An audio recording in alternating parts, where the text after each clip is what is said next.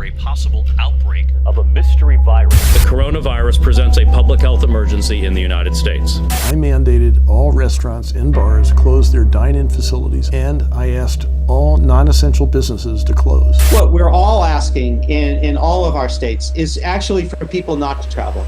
I had hoped for voluntary compliance. Unfortunately, we have not seen full compliance. We've been patient, but our patience is wearing thin. You know, we all are blessed to have freedoms in our country, but with freedom comes responsibility. And right now, that means following these orders and guidance. Fines will double for travelers refusing to wear masks. We must all be diligent in wearing masks all the time. His administration is mandating vaccines for 100 million Americans. And your refusal has cost all of us. I will be working with local officials, permitting authorities, and others to enforce mandatory closures. WAFP Dr. Levine says green doesn't mean return to normal. As the president put it yesterday, you should be prepared to pay if you don't wear a mask. And so the way to decrease the amount of variants that we would see would be to increase our vaccination program in the United States and to increase the vaccination programs across the world. It's still critically important that people wear masks. Really, the most important issue is to get vaccinated and to get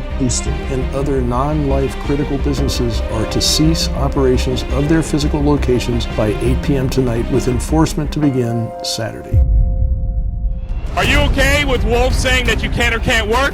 No! He said some of you are essential, non-essential. Are you okay with that? No! Restaurants and bars must cease all dine-in activities, or they face citations, fines, or license suspensions. After 30 years in the Army and serving in Iraq and Afghanistan and elsewhere, that we have to fight for our basic rights in Pennsylvania. Are you okay with that? I'm not okay with that. What you swore your oath on, it's to the people, not to the governor.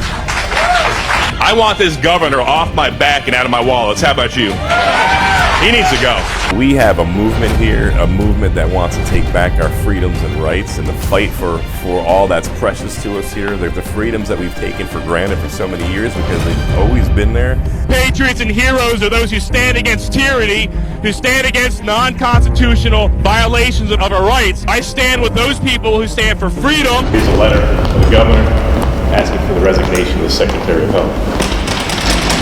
Where's the governor?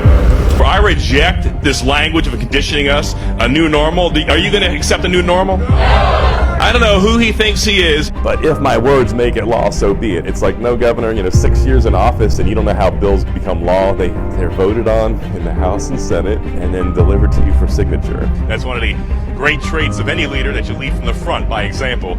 We are American. These freedoms and rights have been fought for at a great sacrifice across the generations and centuries. This is our time. This is our period. We say no to dictatorial powers and we say yes to freedom. Walk as free men and women. You'll ask me the hard questions, but you're the little softballs to Levine. And so the Declaration of Independence promised each of you the right to life, liberty, and the pursuit of happiness. Who gives that to you? God? Well, the governor thinks he can give that to you. And if the governor giveth, he can take it away. I say no. No! Blessing and wisdom and discernment to return to our country.